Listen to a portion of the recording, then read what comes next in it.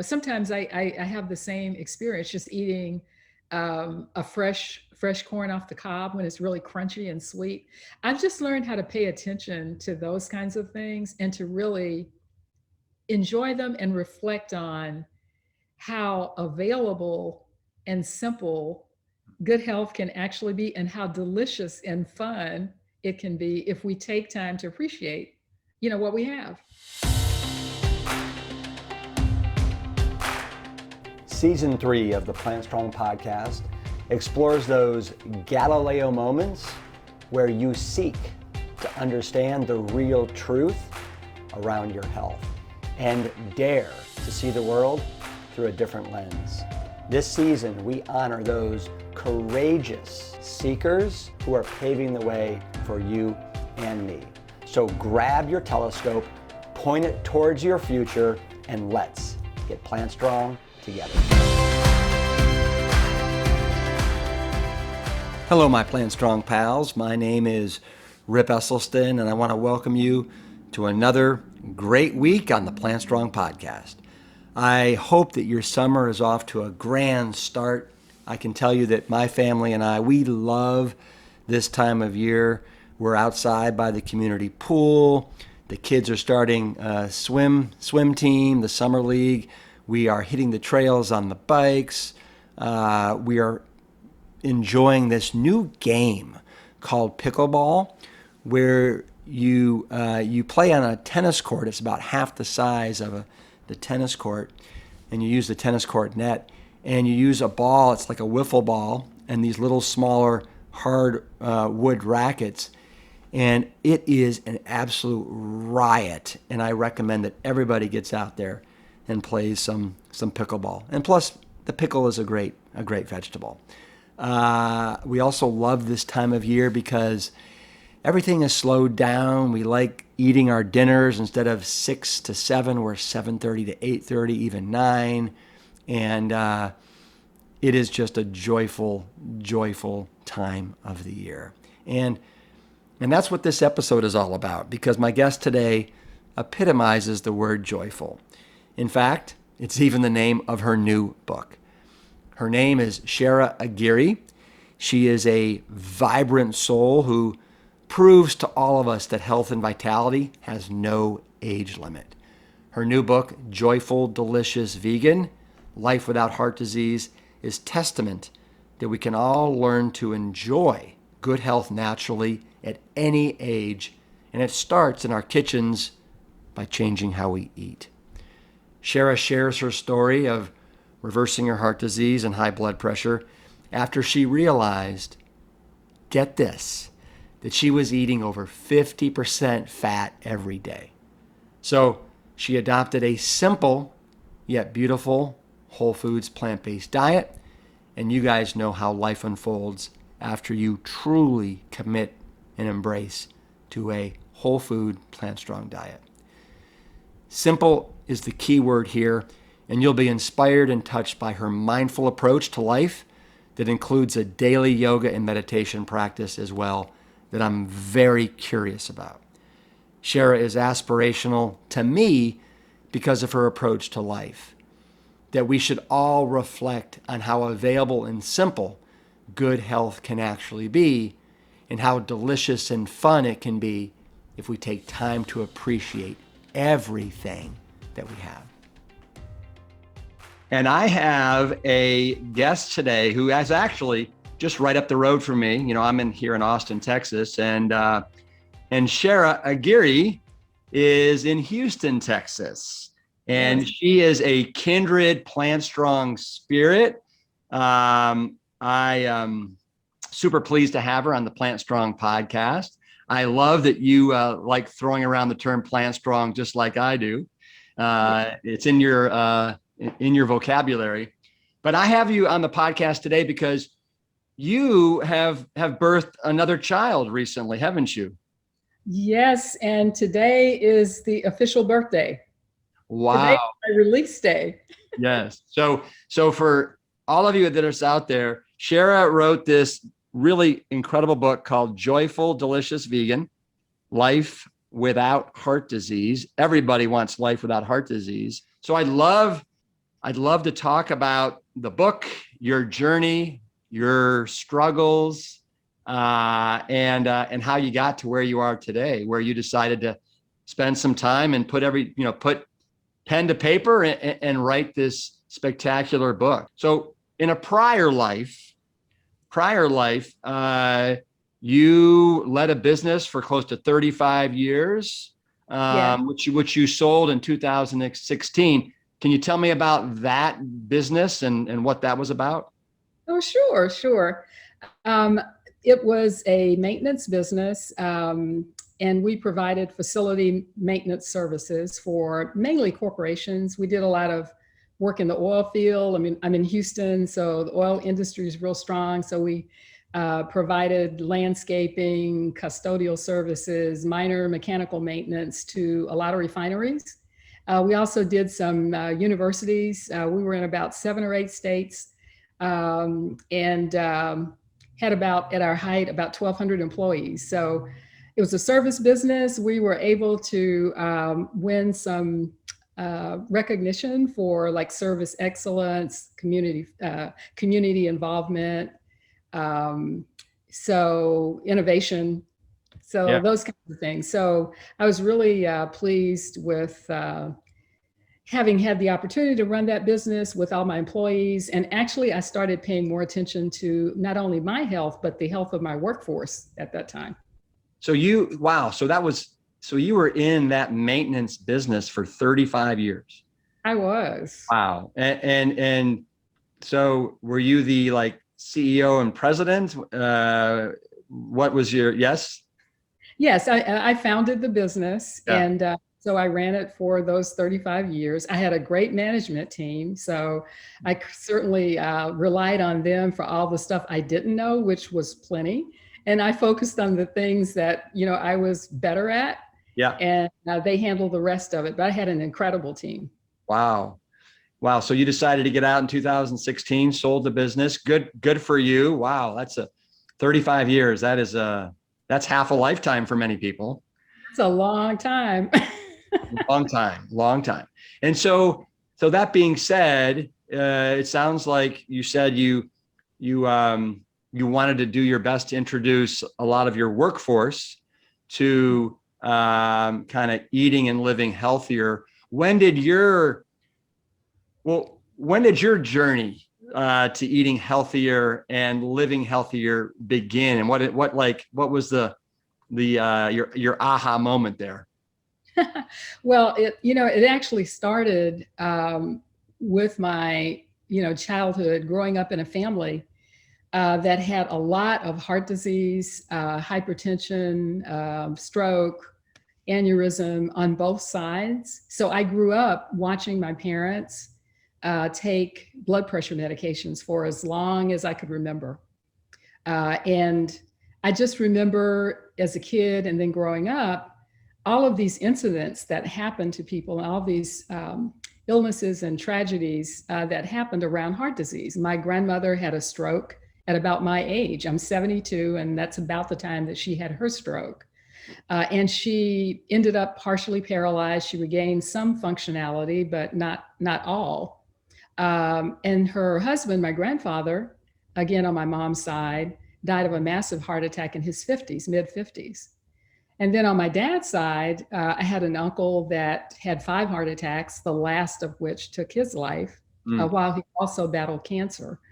I had an aunt that died from an aneurysm, which caused a coma, and she eventually passed. I had another aunt that had a simultaneous stroke and heart attack. So there was all of this history there, and so I was concerned. So that got my attention, and I started pretty early to think about what could I do to maybe have another path.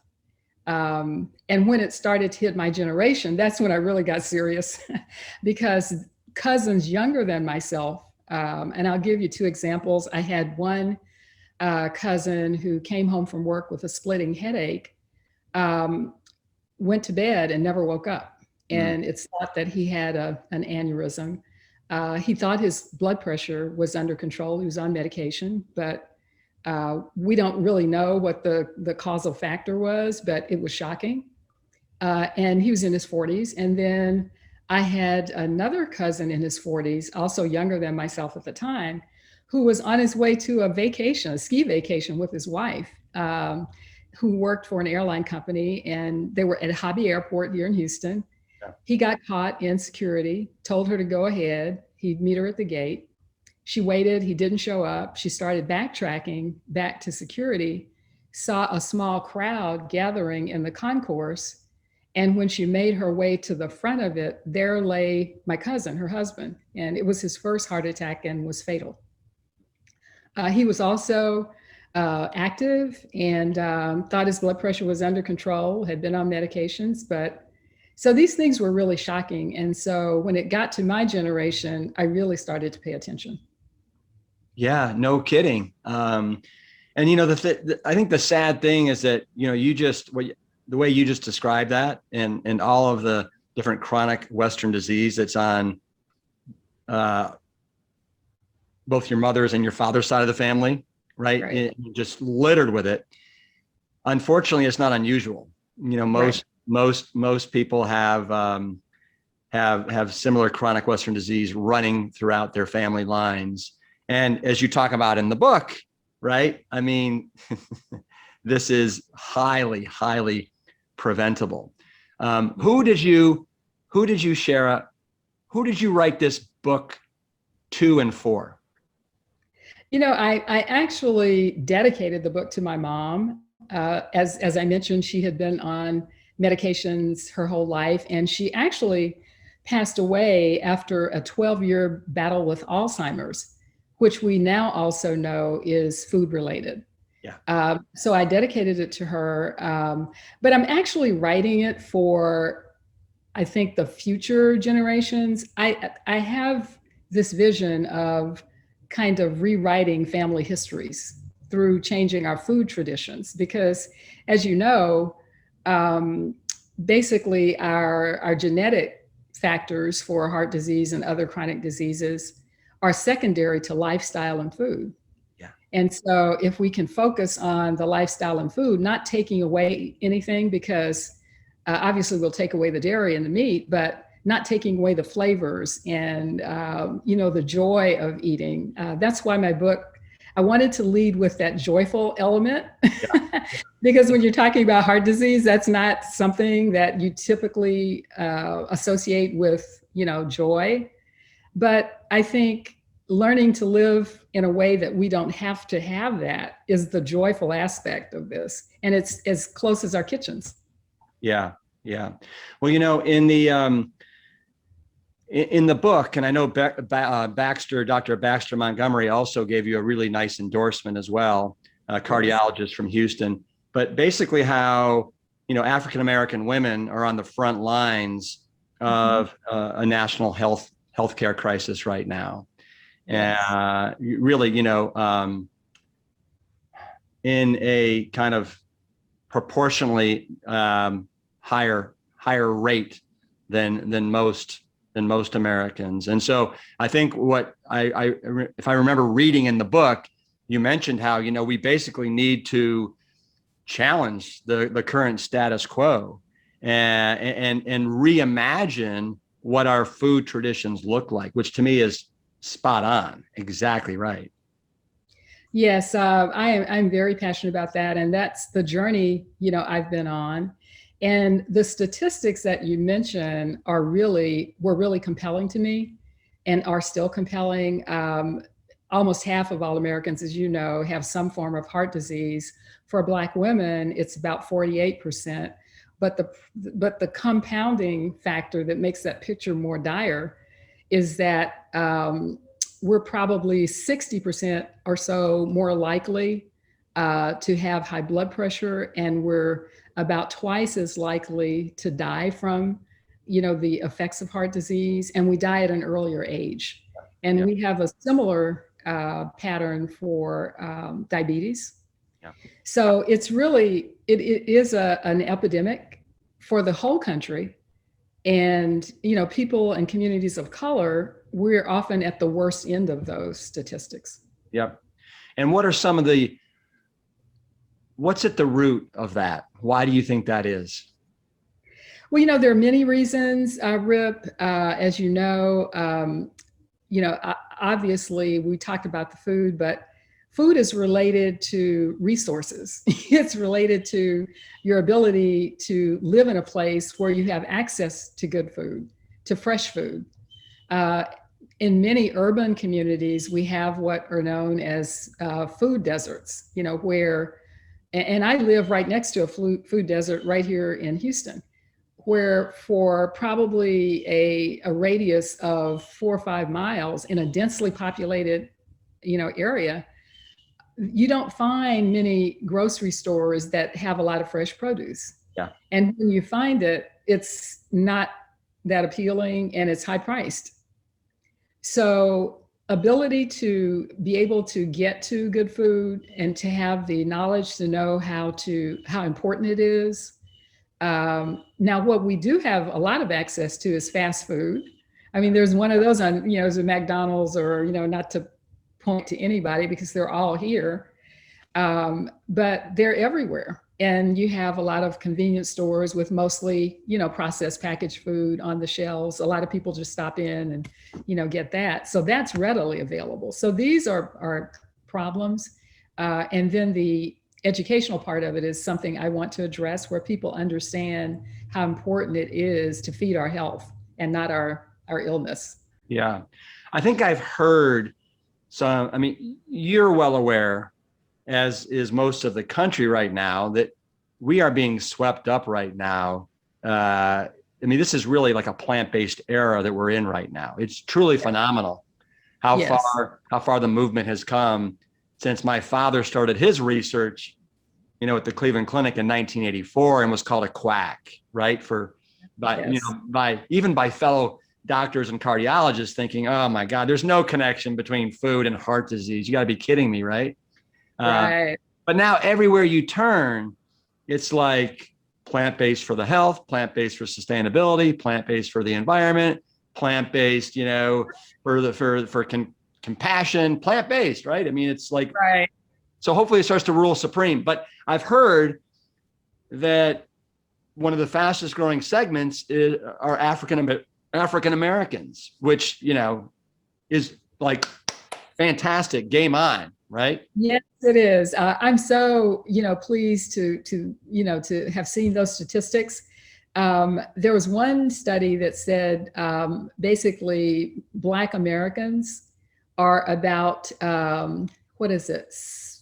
Several times more likely to identify as vegan or vegetarian in the US than the general population. Yeah. And I've actually seen that. Before I heard the statistic, I had actually noticed that because in my business, I traveled a lot. Yeah. And what I would always do, I would always look for vegan, plant-based restaurants. And back 10, 15 years ago, there weren't a whole lot of them, but I would find the ones that I could find in whatever city I was going to. And I would look forward to that part of my trip. Yeah. And when I would go to these places, almost everywhere, you'd see a large percentage of African Americans actually frequenting those restaurants or cafes or whatever. You'd see a lot of people working there, and you'd see a lot of Black-owned vegan restaurants. So I was really thrilled to see that early on, and now it's more so. I've got 3 or 4 right within 4 or 5 blocks of my house. Yep. No, I mean, it's like we got to be rebels, like rebels against the standard American diet that is not doing anybody any favors. And as we've talked about, so much so African Americans. So let's figure out a way to, band together and give the finger to meat and dairy and processed refined food and all the added sugar and all that literally crap that is so pervasive right now in this culture. Yes, absolutely. And you mentioned your father, and I'm such a big fan of his.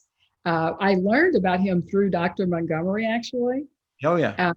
Because they were, colleagues in a way. And his work has been so phenomenal. And along with folks like Dr. Ornish, Dean Ornish, and I quote them in my book because I'm such a fan. I love your dad's quote that says something like, we've got to learn how to turn off the faucet instead of mopping up the floor. And Right. basically what he means is we got to address the root cause of the epidemics of lifestyle diseases, not just maintenance and management of symptoms.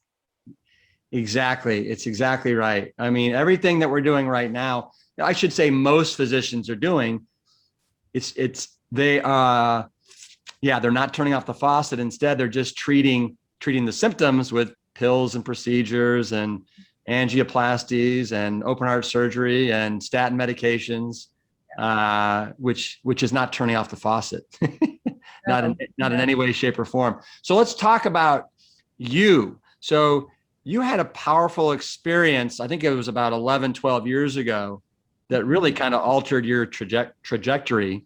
Yes. Can you describe that for us? Absolutely. Well, I'll just back up a few steps and say Yeah. that in my early 30s, I started to notice my body changing. And I noticed that when I'd eat my typical fast food lunch, burgers, fries, fried chicken, pizza, and you're from Texas, so you may be familiar with boudin. I love boudin, which is a Louisiana sausage.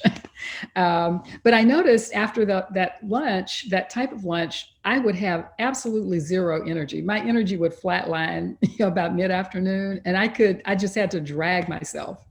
And so I started to pay attention to what I ate, at lunchtime, and then how I felt afterwards. And little by little, I just started making changes.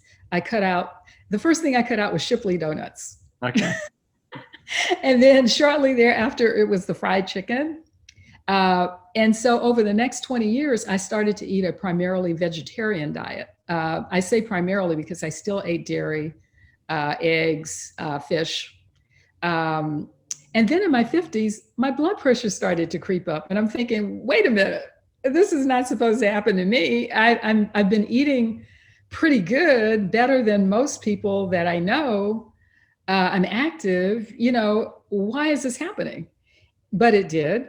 And it sounds like for you back then, and a lot of people, a vegetarian diet, the only thing you really were omitting, it sounds like, was red meat and chicken, but you still had everything else. Yeah, that's pretty much true. I still ate the fish and cheese. I love cheese. I ate lots of cheese and Yeah. I ate eggs. Yes. And milk. Yes, that Yeah. is correct. Yeah. Okay. Sorry to interrupt. Go ahead. No, that's okay. So basically, what happened was I had to go on blood pressure medications. And I remember the day that I first filled the prescription from my general practitioner because he had harassed me. I was in denial. I didn't want to do it. And I knew that I had to, and I did. So I actually was depressed. I felt like a failure. I felt like everything I had done, to try to be healthier had not worked. And I also started to wonder if, my family history was my destiny. Maybe I couldn't avoid it. So it was really traumatic for me. But the two incidents that really made me realize that I had to go further and I couldn't give up and just rely on the medications. The first was I was in my yard doing some yard work, got up quickly and felt like I was going to faint. And so that had not happened to me before. So I wasn't sure if it had a relationship to the meds I started taking or not. Yeah. But what I found out later as I began to monitor my blood pressure, I would do it twice a day, once in the morning, once in the evening. And I noticed that my evening readings were about 10 to 15 points lower pretty consistently. Mm. So everything was predicated, in terms of the medication on what happened in the doctor's office in the daytime, which, was calibrated that way. I think that had was part of the reason. But the one incident that was the showstopper for me when I absolutely knew I had to make a change was one day when I decided to take an elderly friend for lunch. Um, It was about 15 minutes from her house, the restaurant. We got in the car, got on the freeway. We were laughing, we were talking, having a good time. And all of a sudden, I started to fade. I started to feel like I was going to actually black out. I remember gripping the steering wheel. I was in a state of panic because I had this elderly woman, Ah, in the car with me, and I was trying to not let her see, the terror that I was feeling. And the only thing I could think of was to try to get off the freeway. That was the only thing I was focused on. So I was able to make it to the next exit ramp. I got off the freeway, and as soon as we got on the surface road, it yeah. just passed. The feeling just went away like it never happened. And we were only a couple of blocks from the restaurant, so I wasn't about to get back on the freeway. So we went ahead, had lunch, actually had a nice time, and nothing happened. But I knew from that point what could have happened, what could have been the result, not just for me, but for my friend. And I said, I've got to go further. Yeah. And shortly after that, I got introduced, or I should say, referred to Dr. Montgomery, Uh, and that was the turning point from there. and so he's the one that suggested that you kind of go all in and eliminate the processed oils and even some of the most of the nuts, and it's kind of more like my father and Dean Ornish's programs. Absolutely, absolutely. And he actually, as you may know, he went a step further, and I'm not sure if he's still doing that. I think he is, but he is a big fan of, for detox purposes, Yeah. a raw, and for healing purposes, a raw diet. So I actually did that for almost a year or so. And then once I had improved, my readings were better. They weren't really where I wanted them to be, Mhm. but they were better and getting more consistent. I started adding back in some of the cooked foods. I could eat some nuts and things like that. Yeah. So talk. So we've skipped over the experience that happened 11 years ago that was kind of transformational for you too. Which one? So there was, I think you were at a retreat in California, Oh, and yeah. the love story with yourselves. Oh, thank you for asking about that. Yeah. Nobody ever asked me about that, so thank you. Yeah. So yes, my mom had passed away some months earlier. I was headed toward burnout at work, and so I decided to just give myself a break. And I signed up to go to this little spa in the desert. Nothing fancy. I mean, we were in these little cabins. It was in the middle of nowhere. But the woman who ran the spa, who owned the spa, um, pretty much changed my life, in a moment. And that moment came in a session. She taught some basically nutrition classes.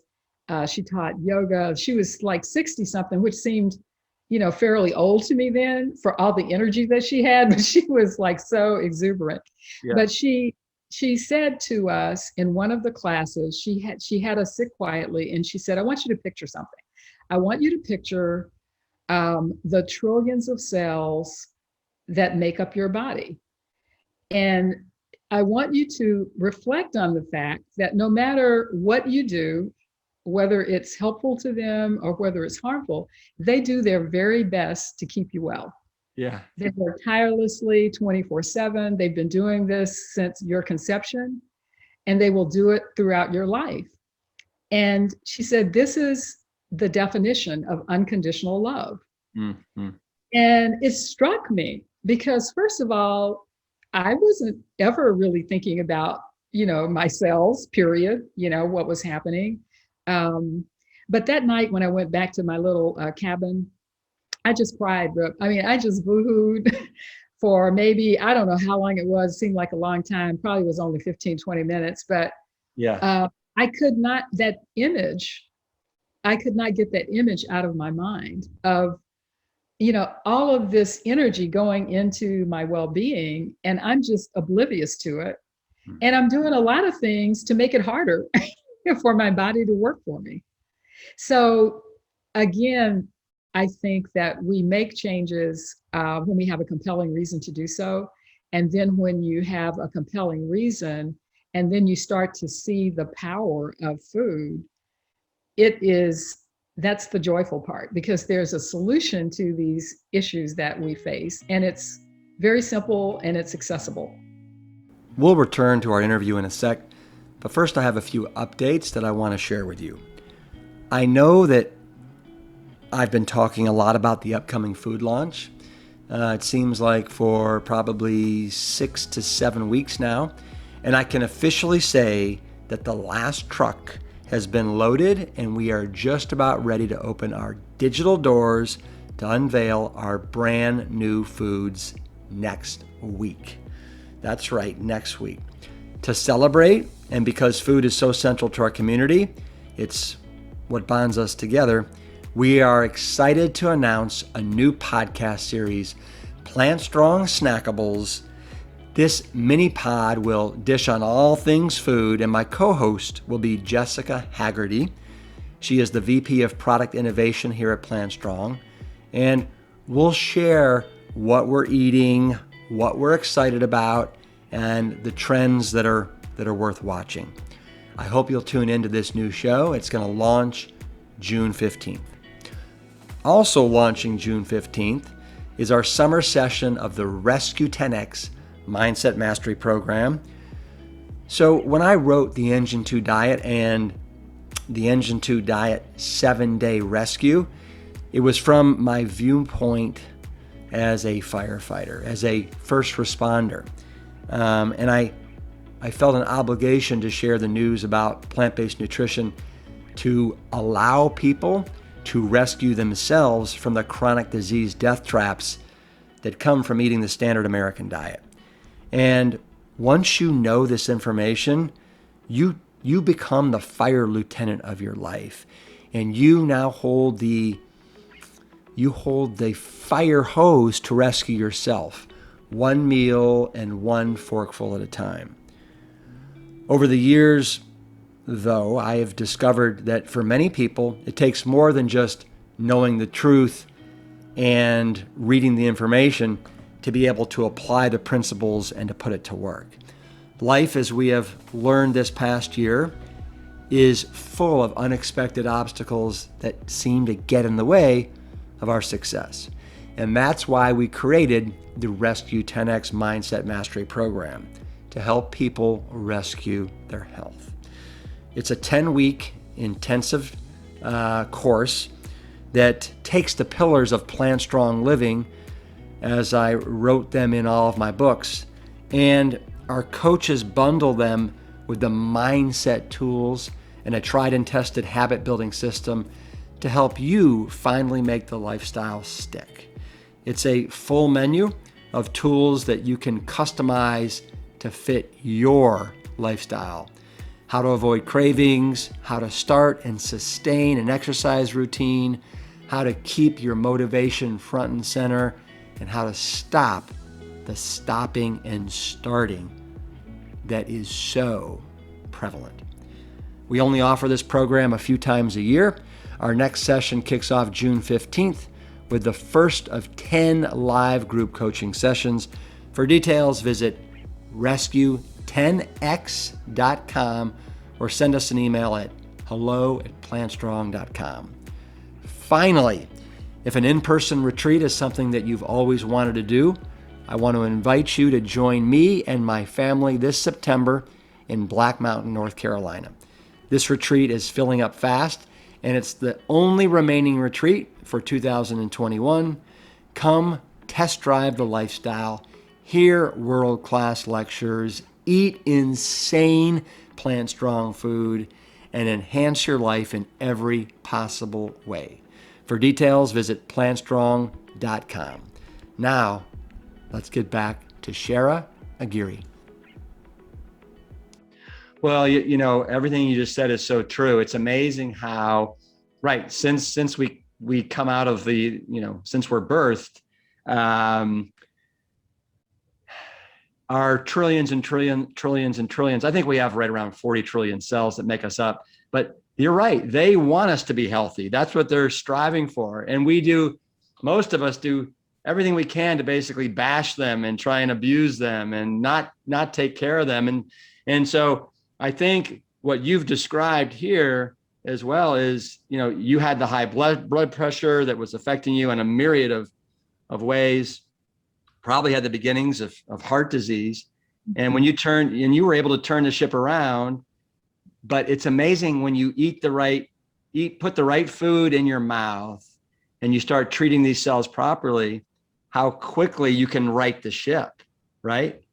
That's been abused for literally decades and decades and decades. And Decades. yeah, and it's a testament to the remarkable nature of the human body and its ability to not only persevere, through the storms, but also when the weather's nice to really come out and shine for you. And flourish, right? Yeah, absolutely. So can you talk a little bit more about the plan that you followed? So, you said that it sounds like it was a combination between Ornish and Esselstyn and Baxter Montgomery. Right, it was. Yeah. And a lot of Sherra in there too, because one of the things that I talk about in the book is mindful eating. And that's a part of mindful living. But I had to learn how to pay more attention to my body, because I think that our body is the final judge of what we do, whether it's working for us or it's not working for us. It'll let us know, but we just have to pay attention. We have to listen. We have to respect the messages and understand that no physician or, food guru can tailor something exactly for our needs. They can give us really good guidelines, but a lot of it is you learn along the way. And I had to learn along the way. There was a point, even after I had gotten my blood pressure to a really good level, that I developed the habit of eating too many nuts, too much fat. And so it was healthy fat. I was eating like almonds, walnuts, but I was eating too much of it. And so I was wondering, then my blood pressure started to creep back up again. I'm thinking, well, wait a minute now. It was kind of like the same feeling I had when my vegetarian diet, was not protecting me from high blood pressure. Well, I remember reading that in the book, and it's under a section where you talk about healthy fats versus processed oils. Right. And how I think maybe you're like, okay, I got this, right? I'm on top of my blood pressure. I'm feeling great. And so you slowly started to introduce the nuts. I think you even said olive oil, right? Yeah. I even, I got away from it. And then I started, well, I'll just put a little bit, on it. But, when my blood pressure started to go up again, I said, okay, my body's something that I'm doing is not working the way it has been. So I had to really start paying attention to what I was eating every day and how much. And when I did, Rip, I was eating 50% of my calories in fats. Yeah. 50%. Well, and that's a lot. It's a lot, but think about it.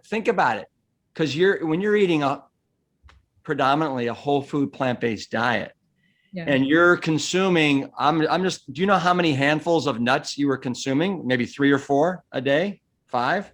I would say a good 3 okay. on an average day. Yeah. So, so each small handful of nuts is a little shy of 200. So that's 600 calories. And then you add in your olive oil, right? Which is 120 a tablespoon. Let's just say you're doing 2 of those. Right. Okay. We're almost up to 900 calories and that's almost 100% fat. Yes. The nuts and the olive oil. So yes. if you're consuming 2,000 to 2,200 calories in totality, you're easily going to be at 50%. So, and I was. Yeah. Well, that's a fascinating experiment that you did there, and it's amazing how, as you said, you were mindful to what was going on and you made the connection and you knew exactly what to do to rectify it. Yeah, it took me a minute, but I finally figured it out, and I was shocked to see how much fat I was actually eating. And so it was a good lesson. And I think that part of what I talked about in the book is that um, eating plant-based is the foundation for, preventing lifestyle chronic, diseases. Yeah. Everything vegan's not healthy. You still have to pay attention to your body and what you're eating because, obviously French fries are vegan, right? If you fry them in vegetable oil, they're vegan. But, again, there are many restaurants now who are featuring, a wide array of vegan food, particularly vegan comfort food. And I'm really happy to see that. I'm happy to see it because younger people are getting introduced to it in a way that they can relate to it and enjoy it. But as we get older, we have to, modify the plan a little bit. You can't keep going at that rate, even with vegan foods, eating that much fat, for example, or salt or sugar. Yeah. Yeah. Um, I just, in hearing that story about you doing the oil and doing the nuts and, getting up to 50% of your calories coming from fat, it just makes me wonder. And you were eating for the most part, like super healthy, right? That you just were doing a couple things, right? Yeah. That were, not in your favor. Right. Imagine the typical American and what they're doing to Right. themselves. I mean, I think I would imagine that the average American is eating well over 50% of their calories from fat. I would not doubt that at all. When I see the commercials, for the double cheeseburger with cheese in the bread and cheese on top, and, the pizza with the stuffed cheese, and then you've got the meat on top of all of that, it's a lot. It is a lot. It's a recipe for the epidemic, of heart disease that we're seeing. Yeah. Well, and I just heard a quote this morning that we're now as a nation, we're up to 43% of Americans are now considered not just overweight, but considered obese. Okay. Right. And I think, as you allude to here in your book, but, African-American women are really taking the brunt of this right now. And I think I saw that close to 82 or 83% of African-American women are now considered obese. So, I mean, that is just, it's not sustainable. It's scary, isn't it? And, the communities of color are challenged with access to healthcare. That is another reason for health disparities. So you combine, the lack of access to quality healthcare with, a diet that a typical low income person would probably default to because it's available, it's cheap, Yeah. It's engineered to taste good. Yeah. That's a recipe for disaster. And you find that also in most low income communities, not just African American. And one of the hardest hit communities is really our Native American community. Yeah. Yeah. Well, it's interesting. I love, you have some really fantastic quotes in your book. One of them, you started out chapter 1, and I'll just read it right now. It's the greatest medicine of all is teaching people how not to need it. Right. I mean, how not to need medication, how not, we literally, we live in a country right now. We don't have a healthcare system. We have a sick care system.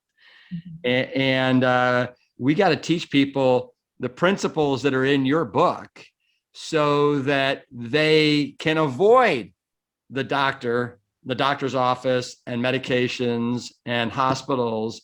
And I mean, I don't know about you, Shara, but I can't remember the last time that I was in a hospital well, that's not true. I broke my ankle about a year and a half ago. But other than that, I can't remember the last time I was in a doctor's office for anything more than just an annual checkup, Yeah. I mean, that's what I would call good self-care. Yeah. And I think self-care is the new healthcare. And Yes. I think I heard that from Jane, your sister, Sounds at familiar. her conference, at a conference, really wonderful conference for women in 2019.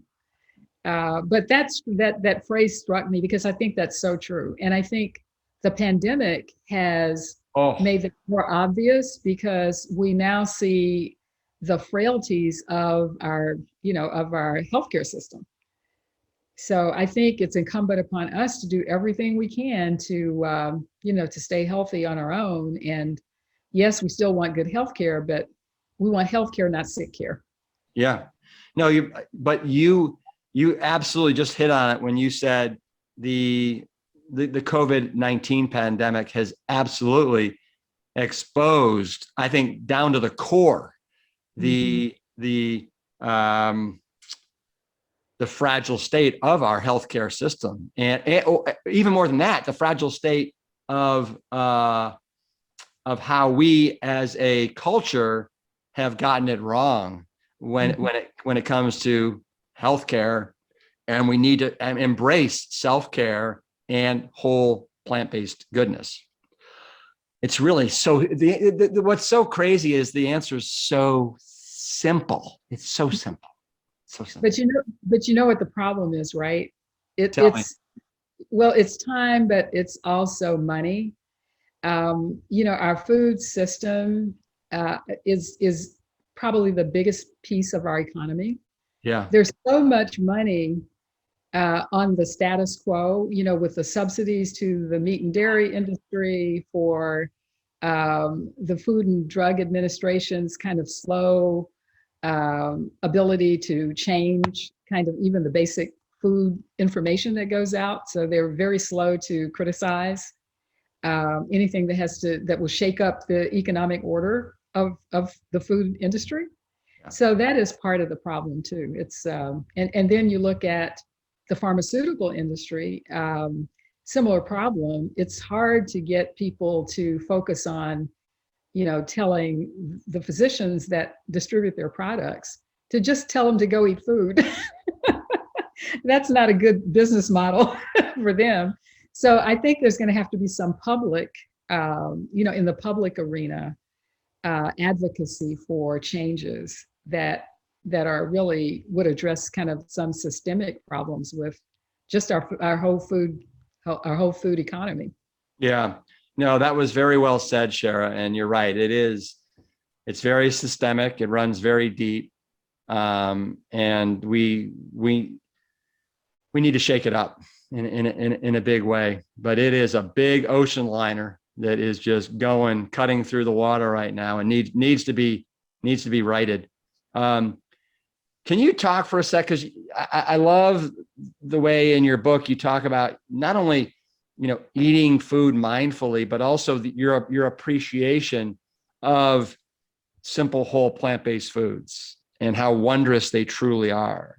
Yes. Can you talk to me about that? Yeah, I mean, I think one of the examples that I talk about in the book is my little persimmon. You Yes.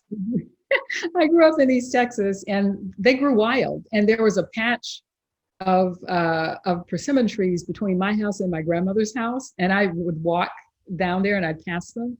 So I learned that the variety that grew wild there, you had to wait till it was really ripe, because if you didn't, you bit into it, it would just make your mouth pucker, and it was not pleasant.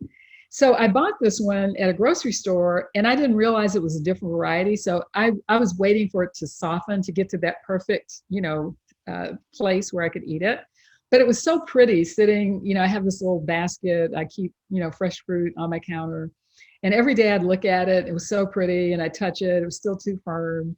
But eventually I said, you know what? This has been sitting here now for maybe 3 weeks. I said, I'm not going to let this, persimmon go bad on me. So I cut it. It was perfection. Yeah. I mean, it was perfection. When you slice it, you know how the little star pattern is in the middle? That was so, just pretty. And the color was beautiful. And I took a bite of it. Oh my God, Brooke, it was so good. Part of it, I think, was because I had waited so long to taste that persimmon, Yeah. that when I finally did, it was just wonderful. And I also said, it's this little persimmon didn't need anything. It Mm. didn't need to be sugared. It didn't need to be baked. It didn't need anything. It was perfection. And I think there are moments, like that with, sometimes I have the same experience just eating a fresh corn off the cob when it's really crunchy and sweet.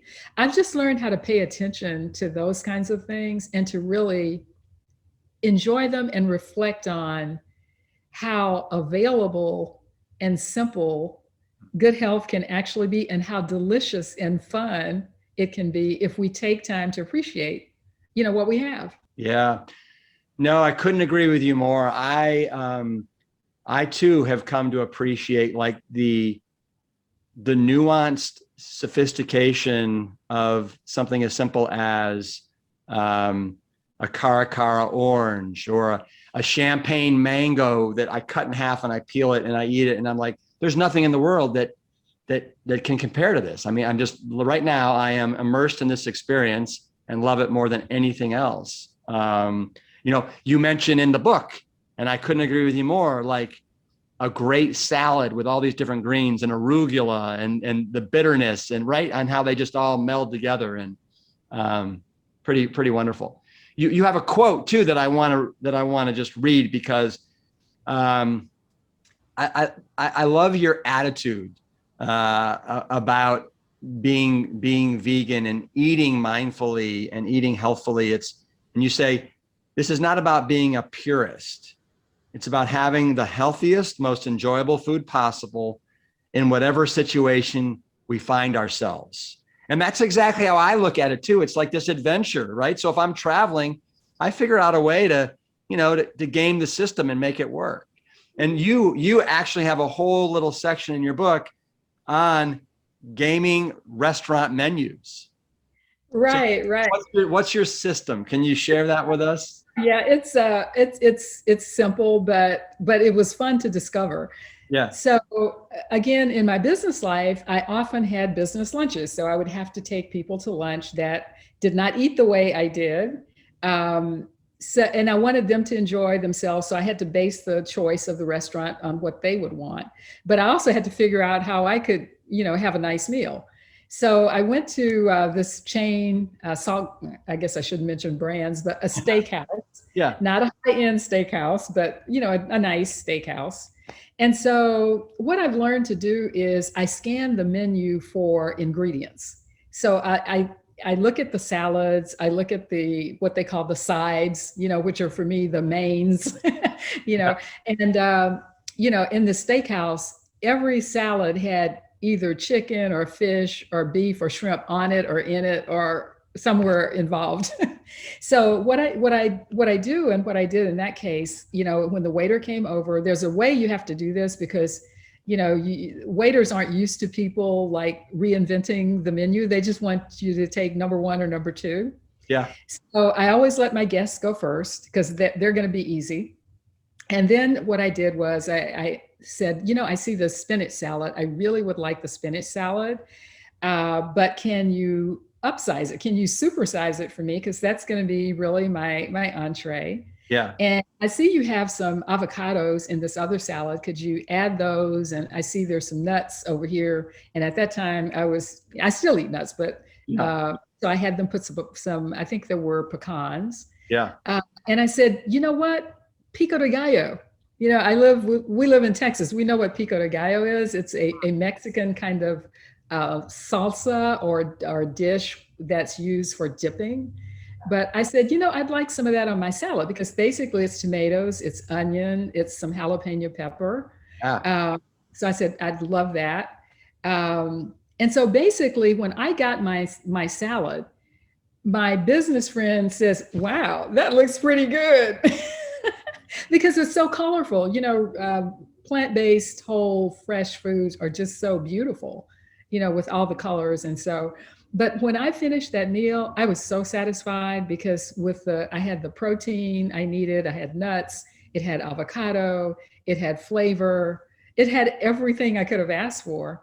And so that's what I advise people to do, is just scan for, for ingredients. Start with the base menu item that's the closest to what you want, and then take away what you don't want and add stuff that you find from other items to it. Yep. Yep. Brilliant. And it's easy. And as you said in your book, you've done this and created some masterpieces that have them scratching their head going, I think we should add this to the menu. I've been told that. Yeah. I was actually told that about that salad at the steakhouse. Nice. Nice. Um, so it's hard for me to believe that you're 72. It really is. I mean, you look so remarkably, vibrant and healthy, and youthful. What else do you do, kind of on a daily basis besides eat plant strong? Well, I started meditation and yoga about 25 years ago. And I have to say Yeah. that routine that I do in the mornings when I wake up is the most important part of my day. Wow. And even when I traveled, even when I was running a business, I still stuck to that. And I have probably more frequent flyer meditation miles than anybody I know. Because if I had to get on a plane and fly somewhere, I would get up, do my yoga, but to save, an extra 30 minutes, I would just meditate on the flight. And people would leave me alone because they thought I was napping. Can you tell me this? So you've been doing this, you said about 25 years, and it sounds like you've got a great routine that you've embraced. What does it typically look like? Like, how long do you meditate? How long do you do yoga? What time do you wake up? Well, I usually get up around, 8 or so. Yep. Because I'm writing now and doing other things. So I don't have to get up and jump on a plane. Yep. And so the first thing I do is meditate for 30 minutes. So Shara, you're a meditator. You love meditating. I don't meditate. I want to start to meditate. I've heard so many fantastic things about it. How do I begin? What do you recommend I do? Well, I think find someone who is a meditator, and let them kind of give you their method and maybe meditate with you. There are places you can go to find coaches. I mean, there's different traditions of meditation. Transcendental meditation is the tradition that I was trained in. And it is really effortless. So I think it fit me because it's not a matter of concentration or a lot of effort to it. The biggest thing starting is to be able to sit quietly for 5 minutes, 10 minutes, and then you build your way slowly up to a longer period. But I remember it was hard for me to sit still for 5 minutes when I started. And over time, you get into a rhythm of it. And the other thing that's been very useful is it's really good to kind of bookend your day with it. Like if you're going to do 5 minutes to start in the morning, do another 5 minutes between 8 and 12 hours, like before you go to bed, or, before you have your dinner or something like that, because you get into a rhythm that's really helpful as well. So do you ever go a day anymore where you don't meditate, or is it just something you have to do, like brushing your teeth? You know what? I would not brush my teeth before I would not meditate. That would not be good. No, because you know what? Here's what I will say. After 25 years of meditating, and even when I was 5 or 10 years into it, it really changed the way that I move through the world. I mean, it changes the way I look at things. It changes the way that things look to me, and the world didn't change. So the change happened on my side. Yeah. But it's just a different way of being. I think meditating gives you a space to make better decisions. A lot of times we just react to situations. With meditation, you start to realize there is space for you to make choice. And so I think that has been the most practical benefit of it, that if I can be in a very stressful situation and I can kind of step back and observe myself in the situation and make choices as to how I want to deal with it. Yeah. No, I've heard that by other people as well. I was listening to a podcast that Tim Ferriss had with Jerry Seinfeld. And Jerry Seinfeld is a huge proponent of transcendental meditation, does it every day, and says it, he said, start, like you said, start with 5 minutes, just start with 5 minutes. And he also does the same thing with writing. He says writing is so hard, just start with 5 minutes, and then 10, and then 15 and 20. Interesting. It's just like plant-based eating, right? Sometimes you just start with adding a few more veggies, and then you just go from there and make these little tweaks. Exactly. So speaking of veggies, you have a really delicious recipe section as well in your new book, where you have buckwheat pancakes, you've got Indian vegetable curries, broccoli quinoa, cornbread onion rings. I mean, that are baked. That totally speaks to us. You got Right. a raw cashew chocolate cheesecake. I want to make that tonight. Apple crisp. You also have a dish. It's an African dish. Theabodiomi. How do you pronounce? Do you know how to pronounce it? And what is it? Yeah, that's funny because you did better than I did the first time I was in Senegal to eat it, and it was presented. But it's cheboujen. It's cheboujen Wow. is how you pronounce it. Yeah, and you'd never know that from the spelling. But No. it's really basically plant based because it's the base of it is rice. But rice in Senegal has a really beautiful infusion of traditional African cuisine and French because it was formerly a French, colony. Yeah. And so those two cuisines, blended together are wonderful. And so it's a bed of rice, and then it's the rice is infused though with spices, so it's not like your plain old white rice. No. And then your vegetables, no, it's like you could just eat the rice by itself. And then you have all these vegetables, calabasa, they call it, or squash. You have carrots, you have green beans, you have cabbage, you have, what is the Sweet one? potato. There's sweet Yucca. potato. Yeah, yucca. Yes, Yeah. sweet potatoes and yucca. I mean, it's just so wonderful. And then you have like 2 or 3 different sauces. Mm. Everything's so intricate. And so, but then the part that makes it not vegan is that typically you would add to that on top fish, Yeah. a whole fish, or lamb or chicken. So it's really easy to convert that into vegan. You just leave off the lamb, the fish, or the chicken. And then, some of the other tweaks I made was just to reduce. I'm not sure if I eliminated the oil initially. Now I have, Yeah. but to have less oil. But the flavors are just so delicious. Yeah. Well, it almost sounds a little bit like a paella. A little bit, A little a inside. little bit. So just for people that are listening, I'm going to spell this word and then I want you to say it again. So it's spelled Okay. THIEB as in boy, OUD as in dog, IEME. And it's pronounced what again? Cheboujen. That is wild. That is right. Yeah. Well, Shara, this has been absolutely delightful. So if people want to get a hold of you or follow you, where do they go for that? And where can they go to get a copy of Joyful, Delicious Vegan? Well, thank you so much. It's the release date is May 25th, which is the day we're recording.